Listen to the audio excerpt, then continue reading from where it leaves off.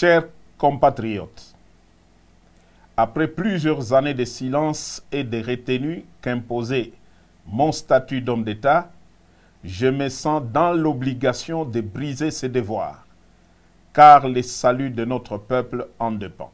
Les élections de 2018, qui ont consacré une passation pacifique du pouvoir pour la première fois en RDC, ont été soumises à un challenge dont l'objectif était la déstabilisation à la libyenne de tout le pays. Devant ces plans machiavéliques, forgés dans le sombre salon de les ennemis de la RDC, une paix des braves s'érigeait devant nous comme la seule solution salutaire pour épargner le pays de l'hécatombe planifiée.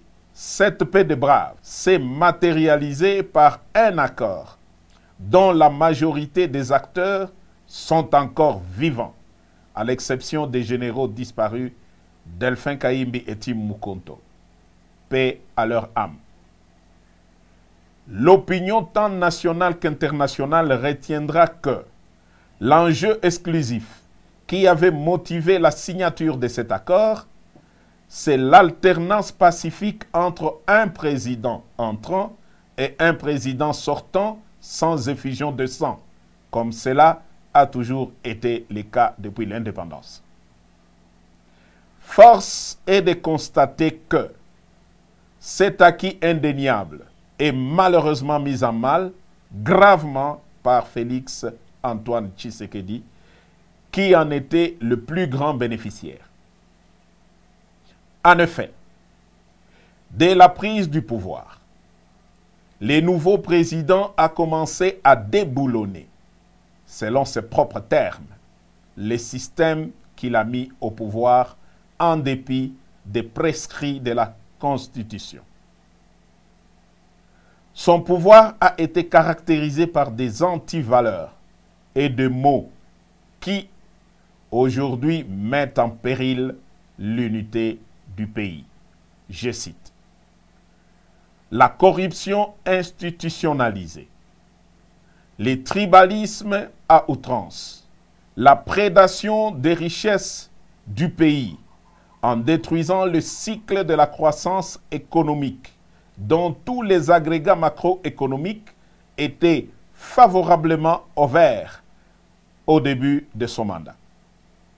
L'instrumentalisation et la tribalisation de la justice, les assassinats politiques, ainsi que le crime d'État dans le Katanga et dans l'Est de la République. La paralysation et la caporalisation du Parlement, symbole de la démocratie. L'affaiblissement de l'armée et du système de défense par les tribalismes et les traitements à la tête du client.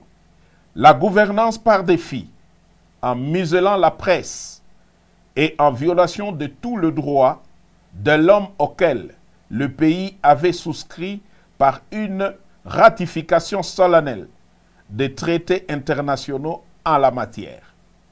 Pour preuve, l'arrogance et menaces publiques dans les discours au Kasaï et à l'étranger à l'encontre des opposants politiques, la mort de l'opposant Chérubin Okende est tout sauf un hasard.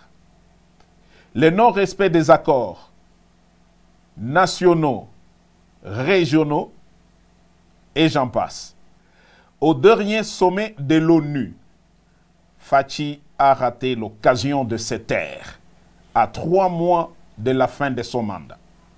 Dès lors, les devoirs et le patriotisme m'interpellent et m'appellent. Devrions-nous nous taire et regarder périr un peuple dont tous les espoirs étaient permis lors de la première alternance pacifique du pouvoir? Tshisekedi a perdu toute légitimité en reniant l'accord qui lui a permis d'accéder au pouvoir. Il est aujourd'hui comme un inconscient qui joue avec le feu dans une poudrière. Nous taire ou nous résigner serait trahir ce peuple qui a droit à espérer mieux. L'armée et la police, ainsi que toutes les forces de défense du pays, ne sont plus liées au devoir d'obéir dès lors que le commandant suprême est devenu lui-même un danger par son immaturité, son incompétence notoire, son népotisme